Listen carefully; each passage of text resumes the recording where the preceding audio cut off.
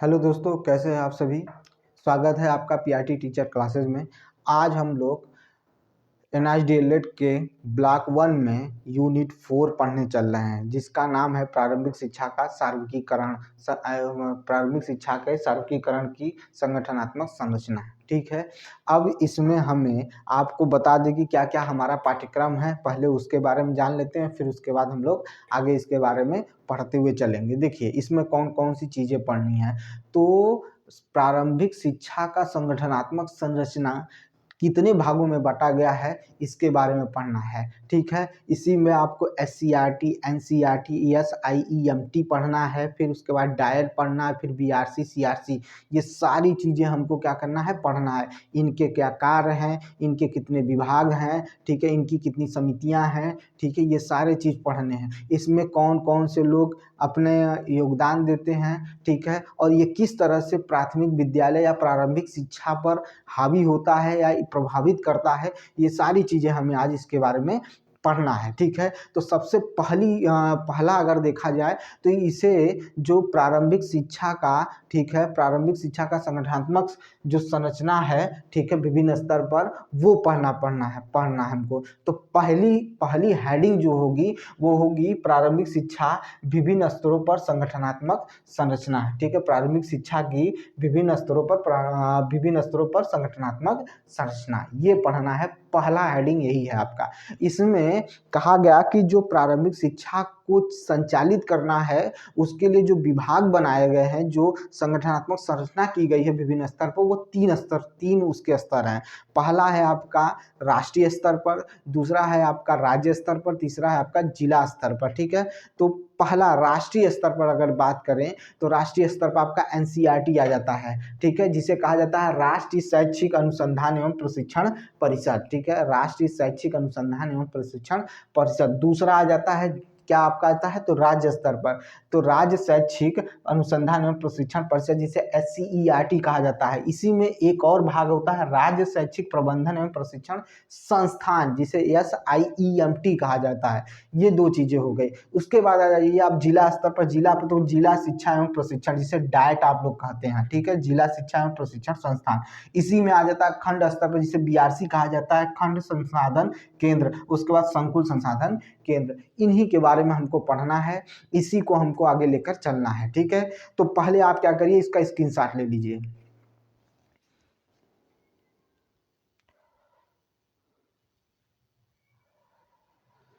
चलिए चलें, देखिए,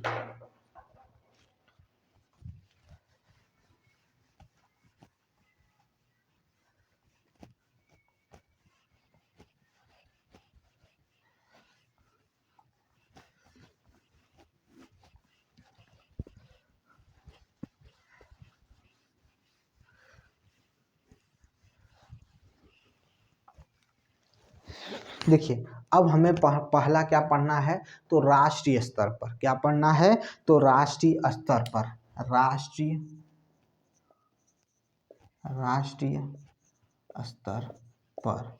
ठीक है, राष्ट्रीय स्तर पर प्रारंभिक शिक्षा का सार्वत्रिकीकरण के लिए कौन सा बनाया गया है। तो पहले तो ये समझ लीजिए कि बेसिक शिक्षा का राष्ट्रीय संस्थान कब बना, तो 1956 में बेसिक शिक्षा का, बेसिक शिक्षा का राष्ट्रीय संस्थान की स्थापना कब हुई, तो 1956 में। 1956 में, इसी के अंतर्गत सारी चीजें आएंगी। ठीक है, तो यहाँ पर ये चीज के बन होके आया। ठीक है, अब हम लोग चल रहे हैं, ये पहली चीज हो गई। अब इसी के कह रहा है कि इसी संस्था के अंतर्गत कई संस्थाओं का क्या हुआ, निर्माण किया गया है। तो पहला हम लोग पढ़ने चल रहे हैं एनसीईआरटी के बारे में। किसके बारे में पढ़ने चल रहे हैं, तो एनसीईआरटी के बारे में पढ़ने चल रहे हैं। ठीक है, तो उसे क्या कहा जाता है, तो अगर हम बात करें तो उसे कह सकते हैं राष्ट्रीय शैक्षिक अनुसंधान एवं प्रशिक्षण परिषद। ठीक है, राष्ट्रीय राष्ट्रीय शैक्षिक अनुसंधान एवं प्रशिक्षण परिषद। ये है आपका NCERT के बारे में हम लोग आज यहीं से शुरुआत करेंगे। NCERT को हम लोगों को क्या करना है, क्लियर करना है। ठीक है, तो चलिए हम लोग इसमें शुरू करते हैं कि क्या होता है। तो कहा जा रहा है कि ये जो संस्था है, इस संस्था की स्थापना जब हुई थी तो वो दिन, वो तारीख जो था वो 1 सितंबर 1961, 1 सितंबर 1961, 1 सितंबर 1961 को, 1, ठीक है, सितंबर, ठीक है, सितंबर 1961 में इसका क्या हुआ था, स्थापना हुआ था, स्थापना हुआ था। ठीक है, स्थापना हुआ था। कहाँ हुआ था, तो नई दिल्ली, नई दिल्ली। ठीक है, नई दिल्ली। पहले इसे दिल्ली कहा जाता था, अब क्या हो गया है, तो नई दिल्ली में इसकी स्थापना हुई थी 1 सितंबर 1961 को। 1 सितंबर 1961 को NCERT की क्या की गई थी, स्थापना की गई थी। NCERT की क्या की गई थी, स्थापना की गई थी। 1 सितंबर 1961 को NCERT की स्थापना की गई थी। फिर से बोलिए, फिर से दोहराइए, 1 सितंबर 1961 को NCERT की स्थापना की गई थी। इसका मुख्य फोकस क्या था, इसका मुख्य फोकस था कि विद्यालयी शिक्षा में सुधार लाना। मुख्य फोकस, मुख्य फोकस, मुख्य फोकस, मुख्य फोकस विद्यालयी शिक्षा में सुधार लाना, इसका मुख्य फोकस था। इसका मुख्य फोकस क्या था, तो विद्यालयी शिक्षा में क्या लाना था, सुधार लाना था। विद्यालयी शिक्षा में क्या लाना था, तो सुधार लाना था, इसका मुख्य फोकस था। और इसके उद्देश्य क्या थे, तो इसके उद्देश्य थे कि शैक्षिक मामलों में यानी शिक्षा के मामलों में केंद्र सरकार को और राज्य सरकार को क्या करना, सलाह देना। ठीक है, करा इसका मुख्य उद्देश्य, इसका मुख्य उद्देश्य, मुख्य उद्देश्य कह रहा है कि शैक्षिक मामलों में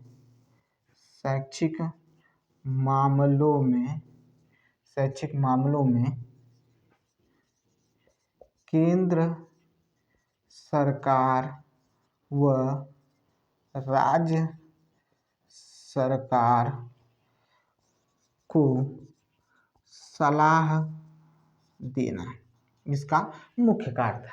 ठीक है, क्या क्या थे, तो इसके मुख्य कार्य थे केंद्र सरकार को, राज्य सरकार को शैक्षिक मामलों में सलाह देना।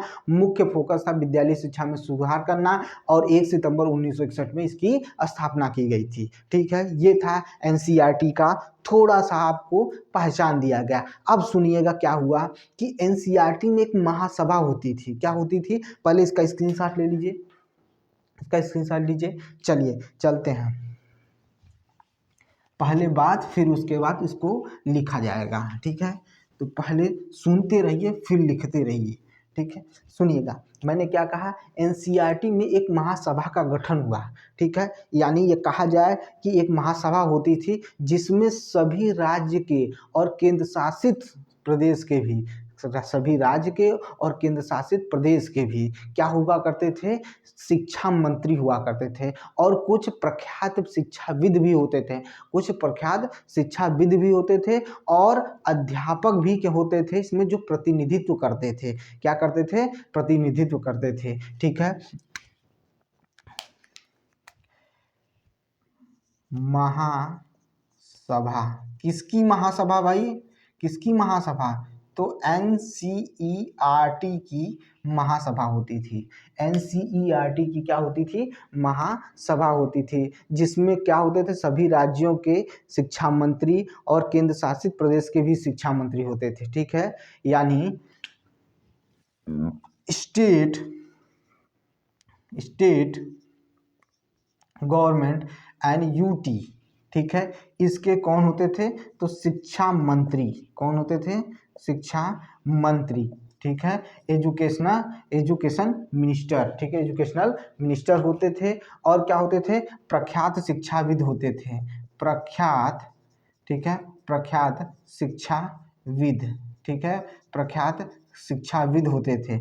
और कौन होते थे, तो कुछ अध्यापक, क्या होते थे, अध्यापक, ठीक है, क्या होते थे, अध्यापक होते थे, ठीक है, जो क्या करते थे, यही तीनों मिलकर, यही तीनों मिलकर इस सभा का, इस सभा का, इस सभा का, ठीक है, प्रतिनिधित्व करते थे, निधित्व, ठीक है, निधित्व करते थे, ठीक है, इसका क्या करते थे, प्रतिनिधित्व करते थे। किसका प्रतिनिधित्व करते थे, तो इस महासभा का। ये महासभा किसकी है, तो एनसीईआरटी की महासभा है। इस एनसीईआरटी की महासभा का जो प्रतिनिधित्व करते थे वो सभी राज्यों और सभी केंद्र शासित राज्यों के शिक्षा मंत्री हुआ करते थे, जिसे एजुकेशनल मिनिस्टर कहा जाता था।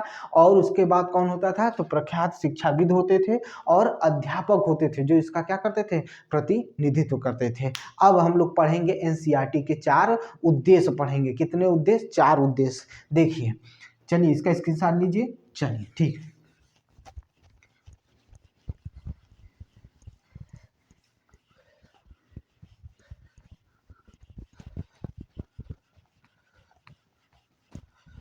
देखिए सारी चीजें हम आपको बताते चल रहे हैं। देखिए एनसीईआरटी के 4 उद्देश्य, चलिए एनसीईआरटी के 4 उद्देश्य, एनसीईआरटी के 4 उद्देश्य। पहला उद्देश्य बहुत ध्यान से सुनिएगा, फिर मैं उसको लिखवा दूंगा। विद्यालयी शिक्षा की गुणवत्ता में सुधार लाना। क्या, विद्यालयी शिक्षा की गुणवत्ता में सुधार लाना, पहला, ठीक है। प्रशिक्षण कार्यक्रम को आयोजित करना, दूसरा, प्रशिक्षण कार्यक्रम को आयोजित करना, ठीक है। तीसरा, शिक्षा का प्रचार प्रसार करना, शिक्षा का प्रचार प्रसार करना। देश में विद्यालयी शिक्षा के सम्मुख आने वाली समस्याओं का क्या करना, सामना करना या उनका समाधान करना, ठीक है। यानी देश में विद्यालयी शिक्षा के सम्मुख आने वाली समस्याओं का समाधान करना। पहला, विद्यालयी शिक्षा की गुणवत्ता में सुधार लाना है। प्रशिक्षण कार्यक्रम को आयोजित करना है। तीसरा क्या कहता है, बताइए तीसरा क्या कहता है, तीसरा क्या कहता है, जल्दी बताइए। तो शिक्षा का प्रचार प्रसार करना। फिर क्या करना, विद्यालयी शिक्षा के, देश में विद्यालयी शिक्षा के सम्मुख आने वाली समस्याओं का समाधान करना है, ठीक है, पहला।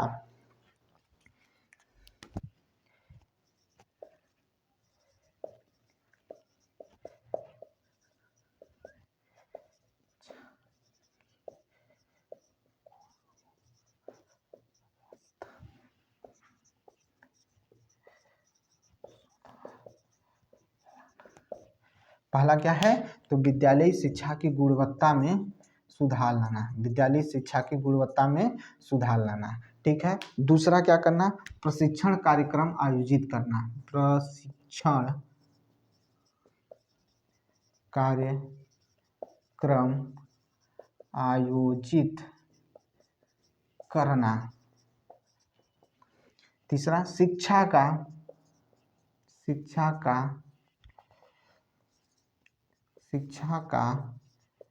प्रचार प्रसार करना, शिक्षा का प्रचार प्रसार करना।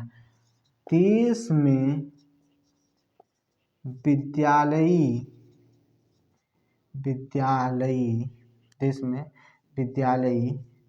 शिक्षा के सम्मुख आने वाली समस्या का समाधान करना, ठीक है, समस्या का समाधान करना। देखिए भाई, पहला 1 2 3 4, विद्यालय शिक्षा की गुणवत्ता में सुधार लाना, पहला, ठीक है, पहला हो गया। दूसरा प्रशिक्षण कार्यक्रमों का आयोजन करना।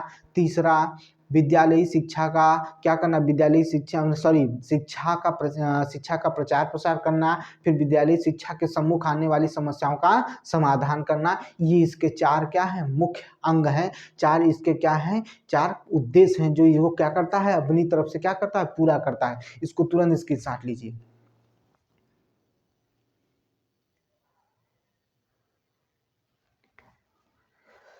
हो गया, चलिए अब देखिए, ये हो गया, चलिए स्क्रीनशॉट हो गया।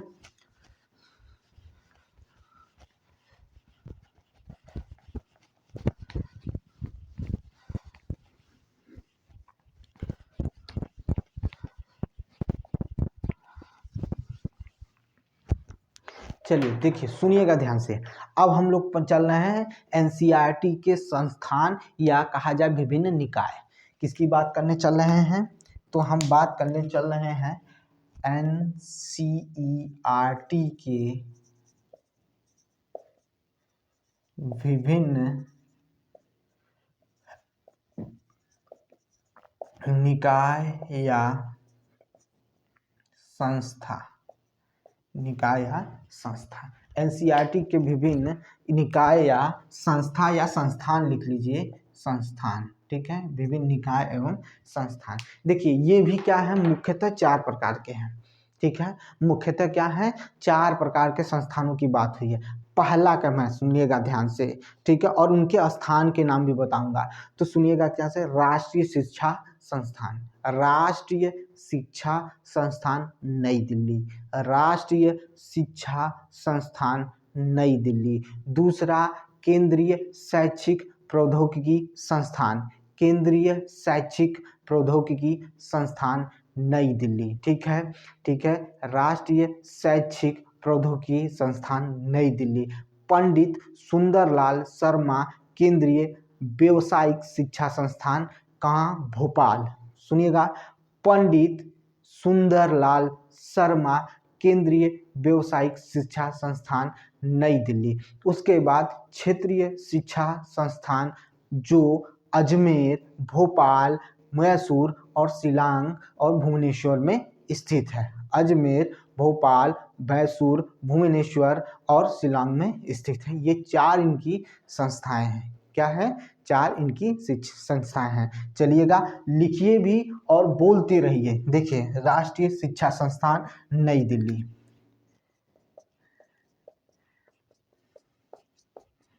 ठीक है। चलिए, पहला क्या है, राष्ट्रीय शिक्षा संस्थान क्या है, राष्ट्रीय शिक्षा संस्थान, क्या, राष्ट्रीय शिक्षा संस्थान, ठीक है, NIE, ठीक है, NIE, राष्ट्रीय, ठीक है, शिक्षा संस्थान नई दिल्ली, नई दिल्ली, ठीक है, नई दिल्ली, राष्ट्रीय शिक्षा संस्थान नई दिल्ली, ठीक है, NIE, राष्ट्रीय शिक्षा संस्थान नई दिल्ली। फिर केंद्रीय शैक्षिक प्रौद्योगिकी संस्थान, केंद्रीय शैक्षिक प्रौद्योगिकी, ठीक है, क्या बोले हैं, तो केंद्रीय शैक्षिक प्रौद्योगिकी संस्थान, केंद्रीय शैक्षिक प्रौद्योगिकी संस्थान, ठीक है, कहाँ पर है, तो नई दिल्ली, कहाँ है, नई दिल्ली, केंद्रीय शैक्षिकीय प्रौद्योगिकी संस्थान, ठीक है। तो NIET, NIET,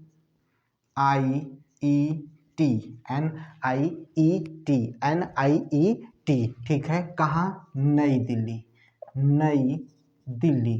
देखिए, मैं बार बार क्यों बोल रहा हूँ, क्योंकि ये चीज़ें याद नहीं होती है, ठीक है, मुझे आपको याद कराना है, आपको एग्जाम देना है, इस वजह से मैं इसको बार बार बोलूँगा। राष्ट्रीय शिक्षा संस्थान नई दिल्ली, केंद्रीय शिक्षा संस्थान, केंद्रीय शैक्षिक प्रौद्योगिकी संस्थान नई दिल्ली। फिर पंडित सुंदरलाल शर्मा केंद्रीय व्यावसायिक शिक्षा संस्थान,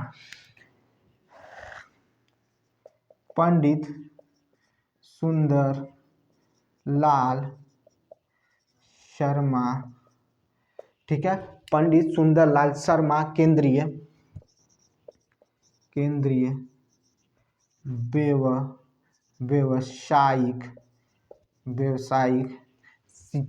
व्यावसायिक शिक्षा संस्थान,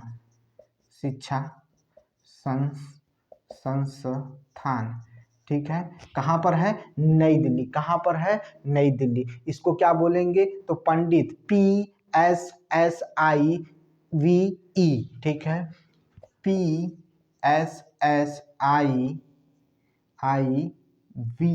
ठीक है, PSSI, ठीक है, VE, ठीक है, ये है। कहाँ पर है? तो कहाँ पर है? भोपाल। कहाँ पर है? भोपाल। कहाँ पर है? भोपाल। कहाँ पर है? भोपाल। अब देखिए इसी के नीचे आ जाइए, क्षेत्रीय शिक्षा संस्थान, क्षेत्रीय शिक्षा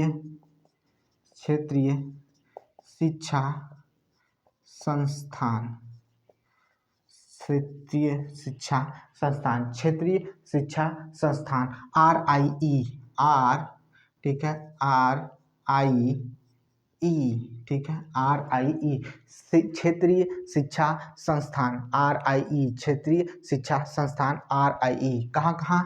तो अजमेर,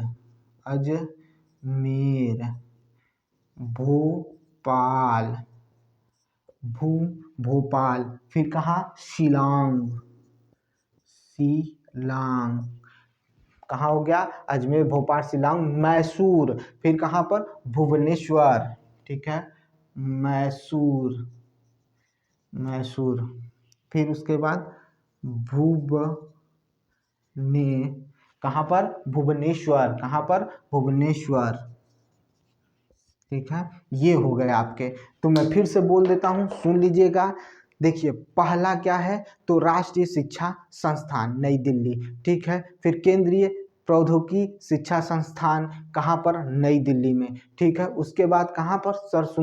पंडित सुंदरलाल शर्मा व्यावसायिक केंद्र, पंडित सुंदरलाल शर्मा केंद्रीय व्यावसायिक क्या शिक्षा संस्थान, फिर उसके बाद क्षेत्रीय शिक्षा संस्थान, ठीक है, पंडित सुंदरलाल शर्मा केंद्रीय व्यावसायिक शिक्षा संस्थान भोपाल, लेकिन क्षेत्रीय शिक्षा संस्थान, ठीक है, कहाँ? भोपाल, भुवनेश्वर, मैसूर, ठीक है, और आपका शिलांग, ठीक है, और कहाँ पर जाएगा? अजमेर। ये सारे संस्थान इसके क्या है? मुख्य संस्थान होते हैं, ठीक है, हम इसके बारे में जान लिए हैं, ठीक है। अब इनको आप बार बार लर्न करिएगा। देखिए होता क्या है, पढ़ाने वाले पढ़ा देते हैं, आप एक बार पढ़ लिए, लेकिन जब बार बार आप रिपीट करेंगे तो याद हो जाएगा। तो आपको चीज़ें याद रहेंगी तो आप कर ले जाएंगे, नहीं याद रहेगी तो आप वही छूटेगा और आप क्या कहेंगे कि हम तो पढ़े थे, हुआ नहीं। क्यों नहीं हुआ? क्योंकि आप रिपीट नहीं, मैं बार बार क्यों रिपीट करा रहा हूँ? इसीलिए रिपीट करा रहा हूँ। तो ये हो गया NCERT के कुछ काम। अब हम पढ़ेंगे इसके कार्यकारी समिति के बारे में। क्या पढ़ेंगे? कार्यकारी समिति, उसी को प्रबंधन समिति भी कहा जाता है या प्रबंधन परिषद भी कहा जाता है, अतरंग परिषद भी कहा जाता है, कार्यकारी समिति भी कहा जाता है, ठीक है। समझ में आया कि नहीं आया? तो चलिए जुड़ते हैं। पहले इसका स्क्रीनशॉट ले लीजिए।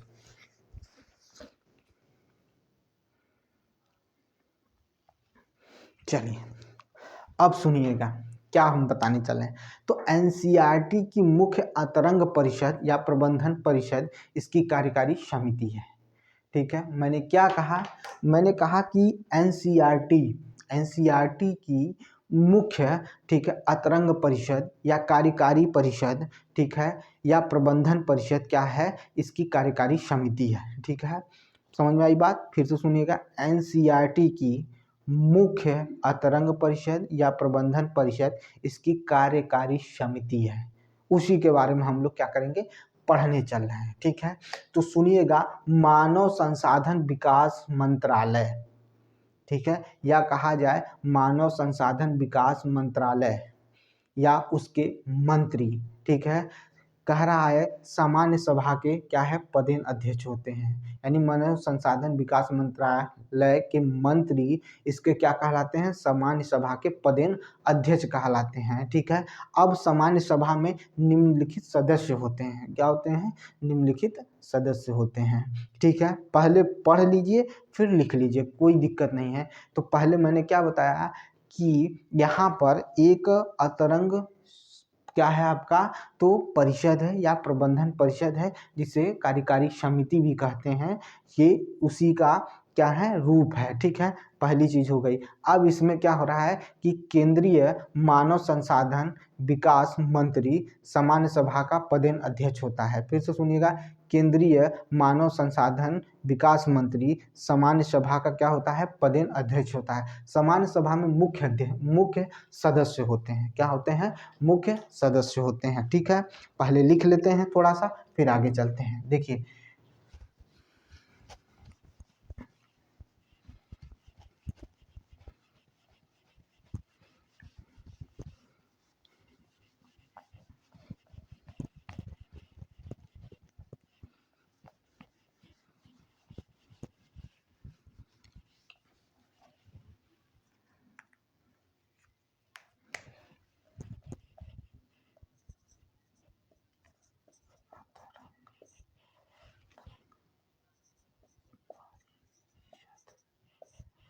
किसकी बात की है मैंने, तो अतरंग परिषद या प्रबंधन परिषद, अतरंग परिषद या प्रबंधन, ठीक है, प्रबंधन प्रबंधन ठीक है, प्रबंधन परिषद इसकी बात करने चलो। ठीक है, ये क्या है भाई, तो एनसीईआरटी की कार्यकारी समिति है। यह एनसीईआरटी की कार्यकारी समिति है, ये क्या है, इसकी कार्यकारी समिति है। केंद्रीय मानव संसाधन विकास मंत्री इसके अगर बोले इस समिति के मंत्री, इस समिति के पदेन अध्यक्ष होते हैं।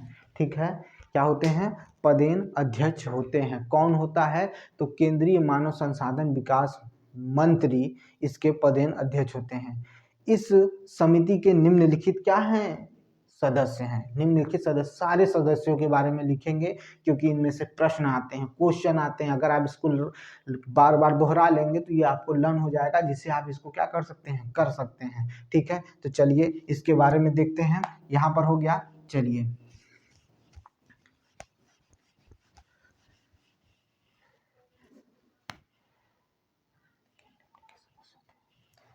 देखिए, इसी को मैं बढ़ा देता हूं। परिषद के निम्न लिखित सदस्य होते हैं।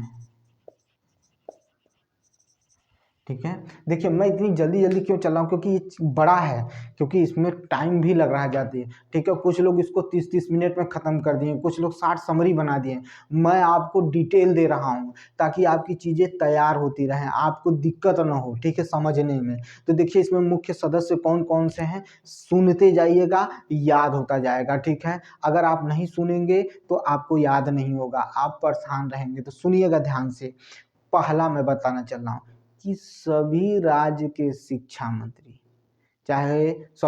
अगर मैं बात करूं सभी राज्य या केंद्र शासित प्रदेश के क्या शिक्षा मंत्री, सभी राज्य या केंद्र शासित प्रदेश के शिक्षा मंत्री होंगे। ठीक है, सभी राज्य, पहला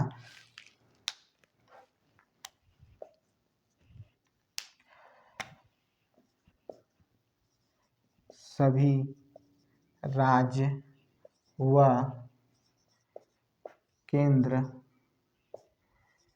शासित प्रदेश के शिक्षा मंत्री।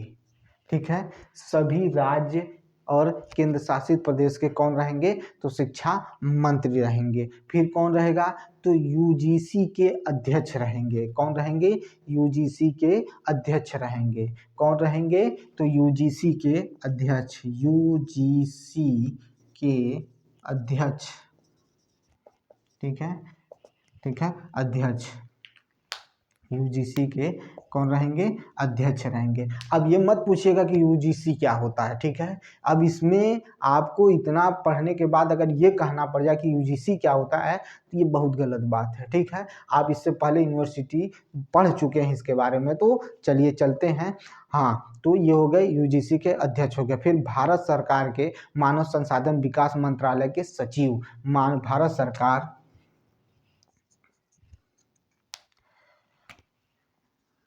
भारत सरकार की मानव संसाधन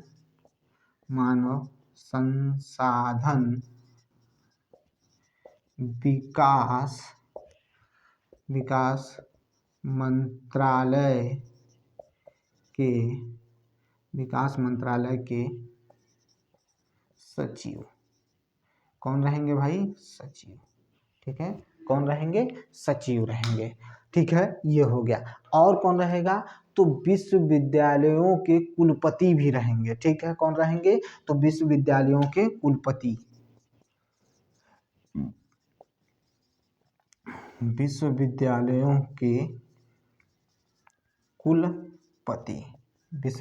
के कुलपति भी इसमें रहेंगे। विश्वविद्यालयों के कुलपति भी रहेंगे। मैंने क्या क्या बताया? फिर से सुन लीजिएगा। सभी राज्य और केंद्र शासित प्रदेश के कौन रहेंगे? शिक्षा मंत्री रहेंगे। ठीक है, हो गया पहला। यूजीसी के कौन रहेंगे? अध्यक्ष रहेंगे। फिर भारत सरकार का मानव संसाधन विकास मंत्रालय के सचिव रहेंगे। फिर कौन रहेंगे? तो विश्वविद्यालयों के कुलपति रहेंगे। अभी ठहरिए, अभी बहुत लोग हैं। ठीक है, बहुत लोग हैं। ठीक है, तो सुनिएगा। अब मैं बताने चल रहा हूँ। तो केंद्रीय, ठीक है, माध्यमिक शिक्षा बोर्ड के कौन? चेयरमैन। केंद्रीय माध्यमिक शिक्षा बोर्ड के चेयरमैन। पहले इसको उतारिए, नहीं तो एक और लिख देता हूं मैं।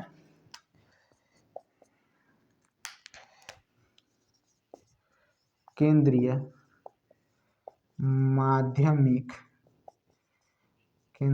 माध्यमिक शिक्षा बोर्ड के कौन रहेंगे? चेयरमैन। कौन रहेंगे? माध्यमिक शिक्षा बोर्ड के चेयरमैन रहेंगे। केंद्रीय माध्यमिक शिक्षा बोर्ड के कौन रहेंगे? चेयरमैन रहेंगे। ठीक है, इसको स्क्रीनशॉट लीजिए फटाफट।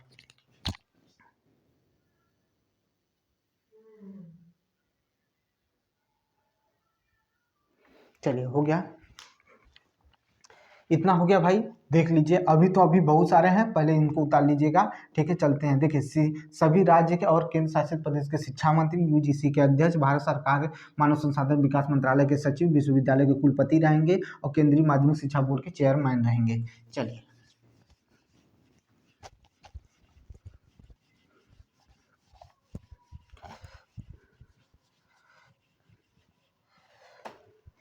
एक नाम सुने होंगे अभी। ठीक है, केंद्रीय विद्यालय। क्या बोले हैं? केंद्रीय विद्यालय संगठन के आयुक्त रहेंगे इसमें। केंद्रीय विद्यालय संगठन के आयुक्त।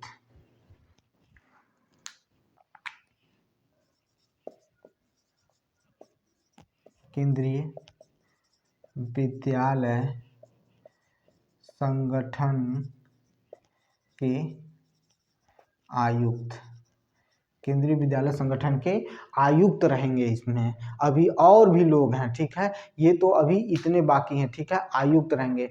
अब क्या रहेंगे? तो निदेशक, जो निदेशक आयोग होता है, ठीक है, निदेशक आयोग होता है, या कहा जाए कि केंद्रीय स्वास्थ्य शिक्षा ब्यूरो। ठीक है, केंद्रीय स्वास्थ्य निदेशक जो होंगे, केंद्रीय, सुनिएगा, पहले बात सुन लीजिएगा। जो केंद्रीय विद्यालय संगठन के आयुक्त रहेंगे, निदेशक रहेंगे। ठीक है, आयुक्त कौन रहेगा? आयुक्त एवं निदेशक, निदेशक। ठीक है, निदेशक रहेंगे। और कौन रहेंगे? तो केंद्रीय स्वास्थ्य शिक्षा ब्यूरो, केंद्रीय स्वास्थ्य शिक्षा ब्यूरो रहेंगे, प्रशिक्षण निदेशक रहेंगे। ठीक है, और डीजी, ठीक है, ईटी रहेंगे। ठीक है, और श्रम मंत्रालय के योजना और आयोग के क्या रहेंगे? शिक्षा विभाग के क्या रहेंगे? एक प्रतिनिधि रहेंगे। ठीक है, और परिषद की कार्यकारी समिति के सभी सदस्य रहेंगे। ठीक है, और भारत सरकार द्वारा, ठीक है, भारत सरकार द्वारा कुछ 6 व्यक्ति ऐसे रहेंगे जो भारत सरकार द्वारा मनोनीत रहेंगे, जिसमें से कम 4 कौन होने चाहिए? अध्यापक होने चाहिए। क्या होने चाहिए? 4 अध्यापक होने चाहिए। क्या होने चाहिए? तो 4 अध्यापक होने चाहिए। तो किसकी किसकी बात किया हूँ? तो मैंने बात किया है केंद्रीय स्वास्थ्य शिक्षा ब्यूरो, केंद्रीय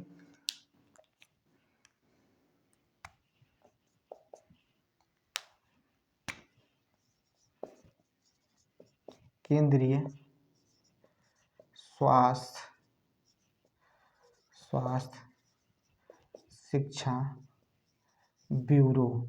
ठीक है, ब्यूरो। ठीक है, केंद्रीय स्वास्थ्य शिक्षा ब्यूरो। ठीक है, फिर कौन रहेगा भाई? तो प्रशिक्षण निदेशक भी रहेंगे, प्रशिक्षण निदेशक, प्रशिक्षण निदेशक, प्रशिक्षण निदेशक भी रहेंगे। और कौन रहेगा भाई? और कौन रहेगा?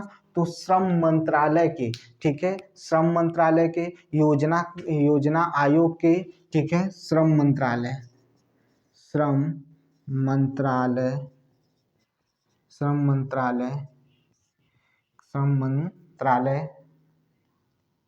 मंत्रालय, श्रम मंत्रालय के सदस्य। ठीक है, श्रम मंत्रालय के सदस्य। ठीक है, और इसी में देखिएगा क्या होगा? तो एक और लिख लीजिएगा कि भारत सरकार द्वारा, भारत सरकार द्वारा मनोनीत कम से कम 6 सदस्य होंगे, जिनमें से 4 अध्यापक होने चाहिए, 4 अध्यापक होने चाहिए। ये हैं आपके कुछ महत्वपूर्ण, जिनका यूज मतलब जो इनके सदस्य बनाए गए होंगे, जिनसे हमें क्या करना है, जो क्या करेंगे, इसमें भाग लेंगे और इसमें क्या करेंगे, अपनी बातों को रखेंगे। ठीक है, और एक सुचारू क्या करेंगे, कुछ भी जैसे कोई भी प्रोग्राम बनेगा शिक्षा के लिए, उस पर क्या करेंगे, वार्तालाप करेंगे। ठीक है, विचार विमर्श करेंगे। ठीक है, ये हो गया। अब कह रहा है कि एनसीईआरटी के, ठीक है, सचिव इसके क्या होंगे, संयोजक होंगे। एनसीईआरटी के पूछ लेगा कि जो समिति है, कार्यकारी समिति जो बनाई गई है या प्रबंधन परिषद जो बनाया गया है, इसके सचिव कौन होंगे? तो इसके सचिव होंगे एनसीईआरटी के। ठीक है, सॉरी, इसके संयोजक कौन होंगे? तो एनसीईआरटी के सचिव होंगे। इसके संयोजक कौन होंगे? तो एनसीईआरटी के सचिव होंगे। ठीक है, तो पहले इतना कर लीजिए, फिर आगे करते हैं। पहले इसका स्क्रीनशॉट लीजिए।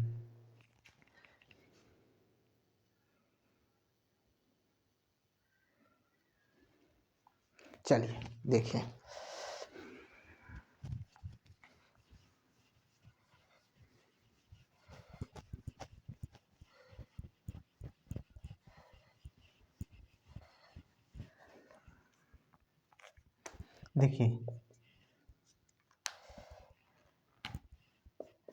एनसीईआरटी के सचिव इसके संयोजक होंगे। ठीक है, एनसीईआरटी के इसके संयोजक कौन होंगे? तो एनसीईआरटी के सचिव होंगे। इस समिति का अध्यक्ष किसे बनाया जाएगा? इस समिति का अध्यक्ष किसे बनाया जाएगा। तो इस समिति का अध्यक्ष एनसीईआरटी के का जो निदेशक होता है वो बनता है। इस समिति का अध्यक्ष एनसीईआरटी का निदेशक होता है। ठीक है, तो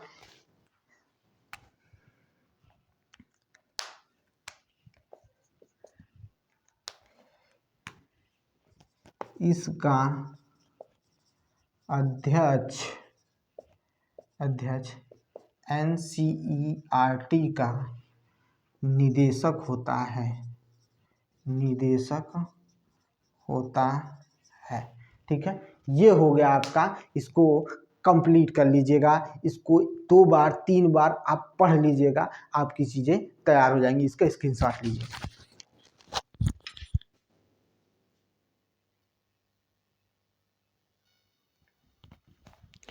चलिए हो गया, आइए देखते हैं।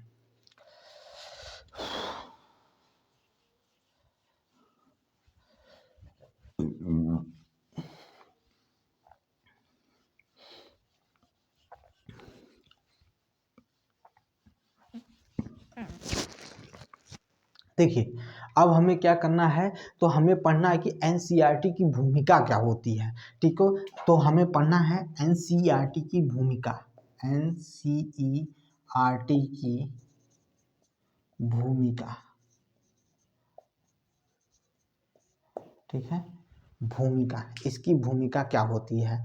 तो देखिए, एनसीईआरटी की भूमिका कहाँ क्या करता है, इसके क्या दायित्व होते हैं, ये सारी चीज़ों को हम लोग पढ़ेंगे। देखिए, एनसीईआरटी वित्तीय सहायता देता है, क्या देता है, वित्तीय सहायता देता है और शैक्षिक निर्देशन प्रदान करता है। ठीक है, किसको करता है, तो अन्य शैक्षिक संस्थाओं को, संगठनों को। ठीक है, और क्या करता है, तो शोध कार्यक्रमों में सहायता प्रदान करता है, शोध कार्यक्रमों में सहायता प्रदान करता है। फिर से सुनिएगा, जो एनसीईआरटी होता है वो क्या करता है, तो वित्तीय सहायता प्रदान करता है, शैक्षिक निर्देशन प्रदान करता है अन्य शैक्षिक संस्थानों को, संगठनों को।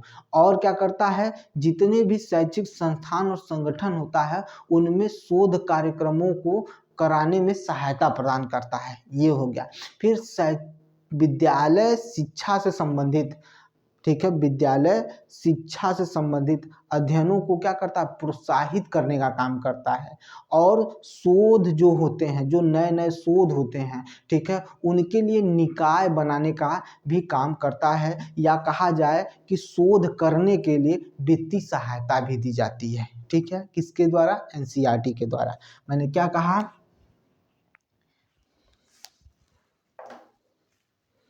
सॉरी,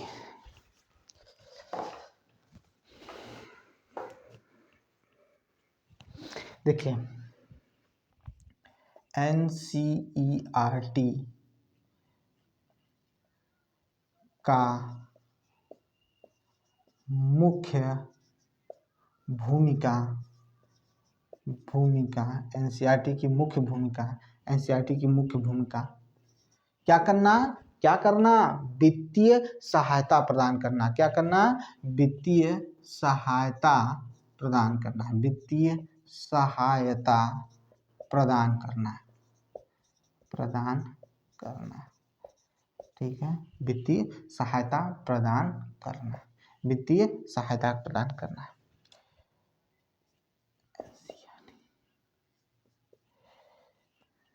तथा शैक्षिक निर्देशन प्रदान करना, शैक्षिक निर्देशन प्रदान करना, शैक्षिक निर्देशन प्रदान करना। देखिए, एनसीईआरटी की मुख्य भूमिका वित्तीय सहायता प्रदान करना तथा शैक्षिक निर्देशन प्रदान करना। ठीक है, अगला मैंने क्या बताया, अगला क्या बताया, तो जो विद्यालय होंगे या जो संस्था होगी, जो संगठन होंगे, उनके लिए शोध कार्यक्रम कराने में सहायता प्रदान करना।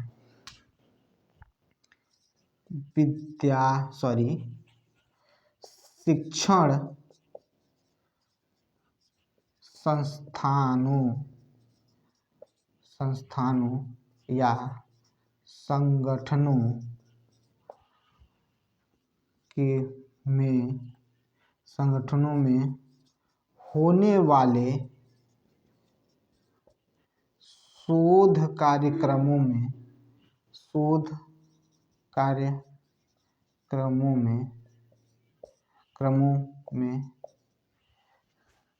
सहायता प्रदान करना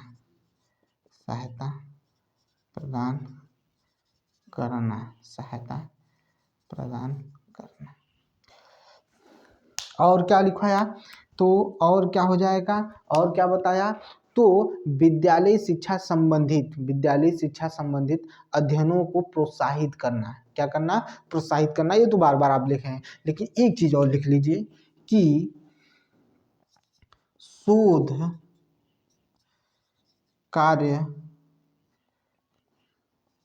कार्यक्रमों को वित्तीय शोध कार्यक्रमों को क्या करना, वित्तीय सहायता देना, प्रदान करना, वित्तीय सहायता प्रदान करना। ये है इनकी भूमिकाएं। ठीक है, पहले इनको उतारिए।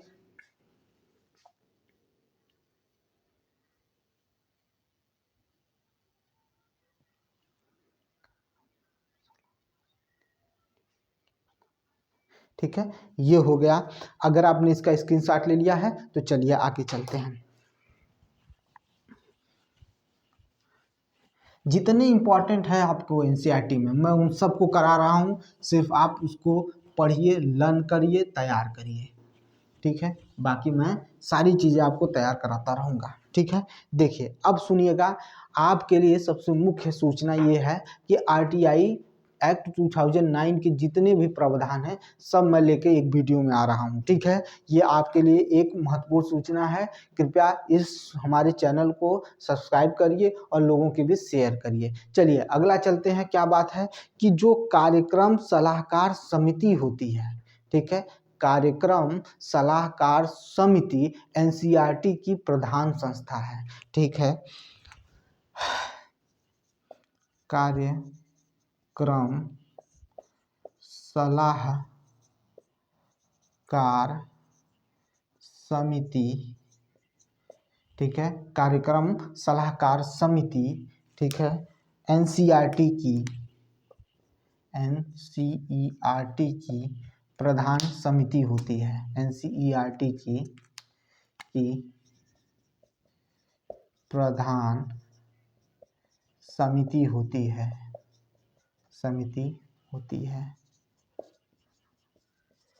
कार्यक्रम सलाहकार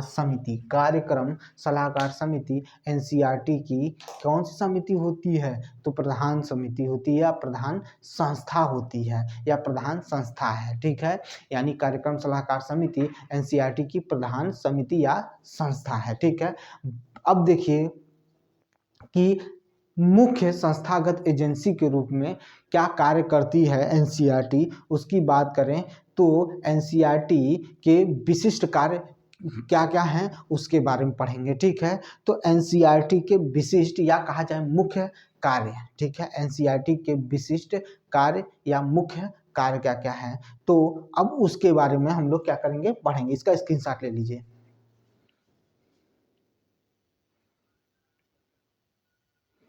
चलिए देखिए क्या पढ़ने चल रहे हैं हम लोग, तो हम लोग पढ़ने चल रहे हैं एनसीईआरटी के विशिष्ट कार्य। ठीक है, एनसीईआरटी के विशिष्ट कार्य, एनसीईआरटी के विशिष्ट कार्य। देखिए मैंने अभी बात किया था कि मैं क्यों आरटीआई एक्ट लेके आ रहा हूँ 2009, क्योंकि उसके पूरे प्रावधान हमको पढ़ने हैं, क्योंकि वो क्वेश्चन में आता है। तो पहला एनसीईआरटी का यही काम है कि क्या करेगा, तो आपको मैं बता दूं कि एनसीएफ, ठीक है, एनसीएफ यानी राष्ट्रीय पाठ्यचर्या रूपरेखा को लागू करना। पहला क्या बताया, तो राष्ट्रीय पाठ्यचर्या की रूपरेखा को लागू करना, ये पहला हो गया। दूसरा क्या होगा, प्रारंभिक शिक्षा का सार्वगीकरण करना, व्यावसायिक शिक्षा प्रदान करना, क्या करना है, व्यवसायिक शिक्षा प्रदान करना है। पहले लिख देता हूँ,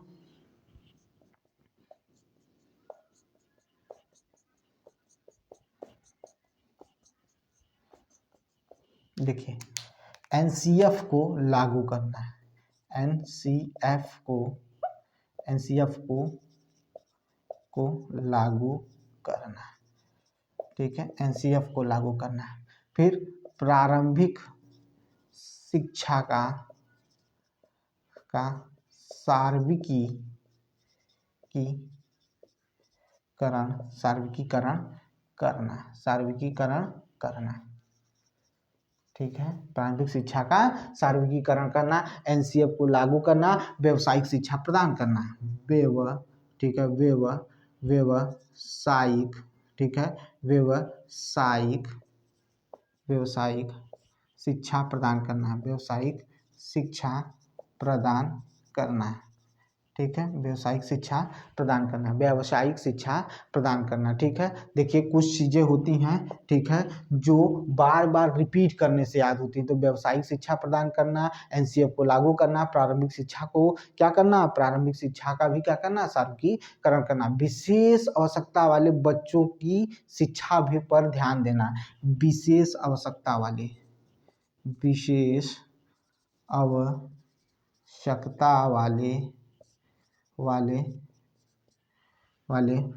बच्चों की शिक्षा पर ध्यान देना,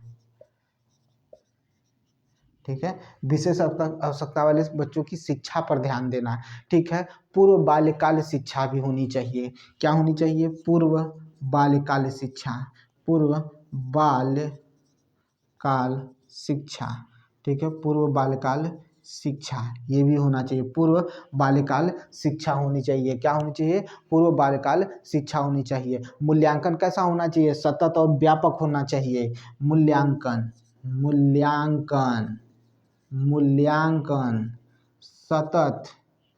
सतत व व्यापक होना चाहिए, मूल्यांकन सतत और व्यापक होना चाहिए, मूल्यांकन कैसा होना चाहिए, सतत और व्यापक होना चाहिए, ठीक है।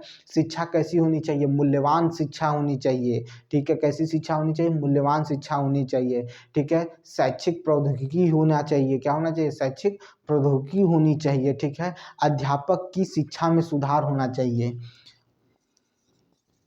अध्यापक की शिक्षा में सुधार, ठीक है, सुधार। और क्या होना चाहिए, अध्यापक की शिक्षा में सुधार, और क्या होना चाहिए, तो अंतरराष्ट्रीय, ठीक है, अंतरराष्ट्रीय संबंध भी होना चाहिए, अंतरराष्ट्रीय, ठीक है, अंतरराष्ट्रीय संबंध, ठीक है, इनको भी ध्यान देना चाहिए, अंतरराष्ट्रीय संबंध। इतने आपके बहुत है, इसको इसके साथ ले लीजिए।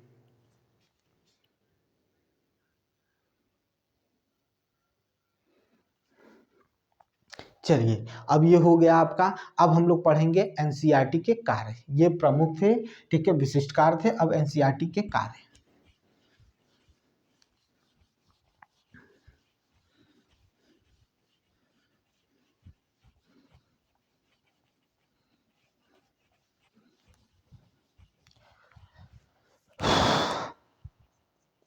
एनसीईआरटी के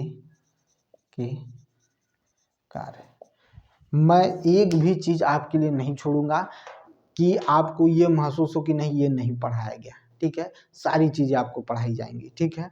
देखिए इसमें क्या है, एनसीईआरटी के कौन कौन से काम हैं, तो पहला चीज है अनुसंधान, ठीक है, पहला क्या है, अनुसंधान। एनसीईआरटी स्वतंत्र रूप से दूसरी संस्थाओं का क्या करती है, सहयोग करती है, ठीक है, और अनुसंधान सहयोग वाले कार्यक्रम भी करवाती है, ठीक है, शोध का काम करवाती है, ठीक है, शोधकर्ताओं को वित्तीय सहायता देती है, ठीक है, और शोध के लिए बार बार प्रयास करती है, तो इसे क्या कहा जाता है, ये किस में आता है, तो अनुसंधान में आता है, क्या आता है, अनुसंधान में आता है। देखिए मैं इसमें डिटेल में नहीं जाऊंगा, लेकिन मैं बताते चल रहा हूँ आपको, तो जरा ध्यान देते रहिएगा, और उसमें कोई बहुत चीज़ नहीं है, जितना इम्पोर्टेंट है मैं आपको करा रहा हूँ। अनुसंधान, ठीक है, आप इसी से समझ जाइएगा, अनुसंधान, ठीक है, अनुसंधान। पहला मैंने क्या बताया, तो अनुसंधान बताया। दूसरा क्या है, प्रशिक्षण। दूसरा काम क्या है इसका, प्रशिक्षण, ठीक है, प्रशिक्षण। कैसा प्रशिक्षण, तो क्या होता है, सेवा पूर्व, ठीक है, सेवा पूर्व या सेवाकालीन प्रशिक्षण देना। किनको देना, अध्यापकों को देना।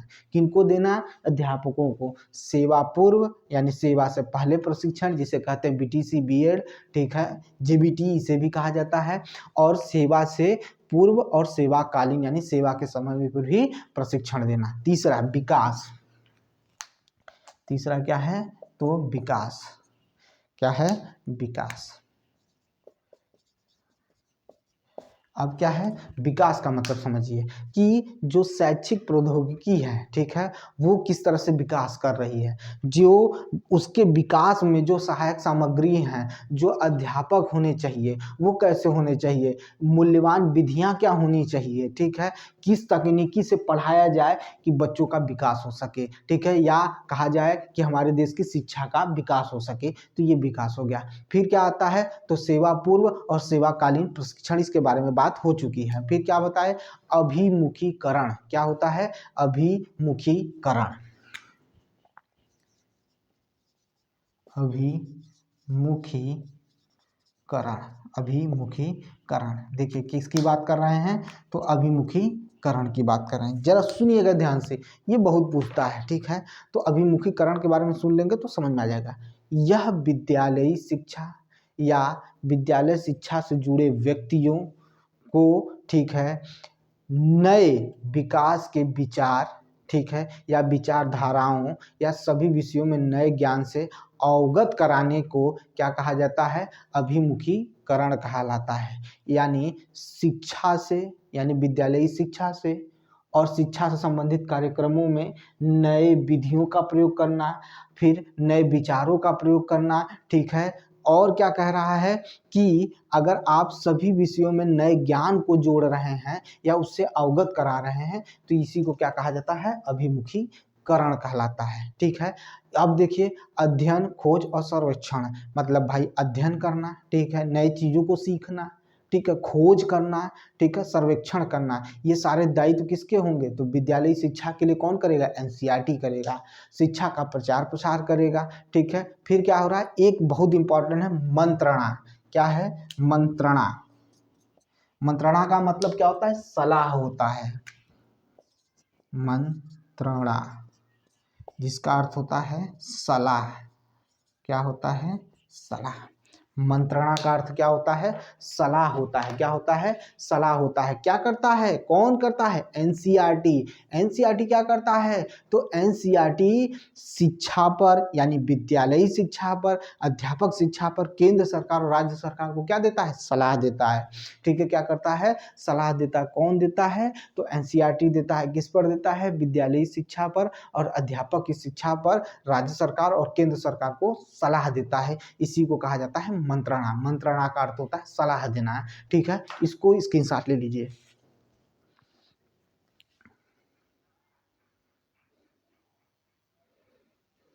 चलिए, ये हो गया।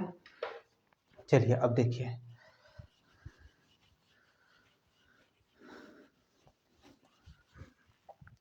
देखिए मेरी जितनी क्षमता हो सकती है मैं आपको बार बार कह रहा हूँ कि वो सारी चीज़ें मैं कराऊंगा, ठीक है। अभी आपने ये सारी चीज़ें पढ़ ली हैं, ठीक है, ये भी यही इनके कार्य हैं। अब देखिए अंतर्राष्ट्रीय भूमिका क्या होती है। देखिए भाई, कोई भी संस्था है, ठीक है, अगर वो शिक्षा की संस्था है या शिक्षा के प्रचार प्रसार के लिए बनाई गई है, जब तक वो अंतर्राष्ट्रीय जुड़ाव नहीं करेगी तब तक उसका विकास नहीं होगा, नए विचार नहीं आएंगे, नई टेक्नोलॉजी नहीं आएगी, नई शिक्षा सीखने को नहीं मिलेगा, ठीक है। तो हमें कहीं ना कहीं अंतर्राष्ट्रीय एजेंसियों से क्या बनाना पड़ेगा, संपर्क बनाना पड़ेगा। तो इसमें जो एनसीईआरटी है वो क्या करती है, विभिन्न परियोजनाओं को चलाती है। किसके साथ मिलकर, तो यूनिसेफ के साथ मिलकर, विश्व बैंक के साथ मिलकर और यूनेस्को के साथ मिलकर कई विद्यालयी परियोजनाओं को चला रही है, ठीक है, जिसमें उनको वित्तीय सहायता भी देती है, ठीक है, या कहा जाए तो उनसे सहायता भी लेती है। तो ये सारी चीज़ें एनसीईआरटी करती रहती है, ठीक है। ये हो गई आपकी, ठीक है। अब देखिएगा थोड़ा 2 मिनट,